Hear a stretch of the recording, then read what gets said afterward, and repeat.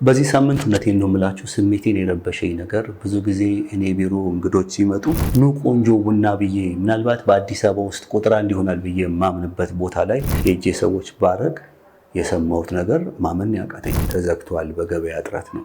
ምሳ ደግሞ የምንበላበት ቦታ ላይ ሄጄ ምሳም ለመሄድም እነሱም ዘግተዋል። ከነዚህ ከሁለት ሰዎች ጋር የከፈቱ ጊዜ የማውራት እድል ገጥሞኝ ነበር። ምን ተፈጠረ ካላችሁኝ በቢዝነስ ውስጥ ትልቁ ነገር መጀመር ሳይሆን ማስቀጠል ነው።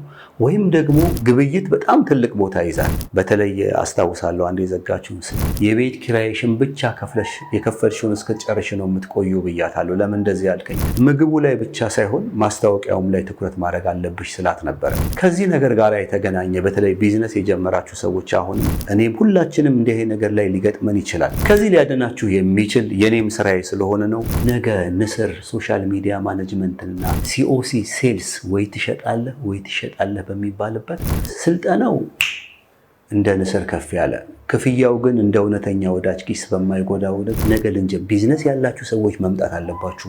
እራሳችሁ እንዴት ምርታችሁንና አገልግሎታችሁን አሳድጋችሁ 25 ከመቶ አሁን እንደነገርኳችሁ እንዳይሆን ቢዝነሳችሁን የምትጠብቁበት ስልጠና ከንስር ሲኦሲ ሰርቲፋይድ አድርጎ ቢዝነሳችሁን እንደ ንስር እኔ እንደውም የቢዝነሳችሁ ክንፍ የሆነ ስልጠና ነገ በይፋ ይጀምራል። ቅዳሜ ከሰዓት በኋላ እና ቢዝነሳችሁን አሳድጉ። ተጨማሪ ገቢያችሁንም ለእናንተ ነው።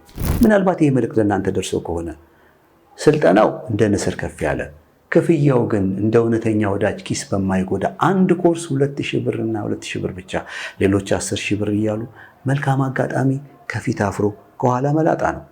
አፍሮ እያለ ካላይዛችሁት እንደኔ ፀጉር ነው የሚሆነው። ነገ ግን እንጠብቃችኋል።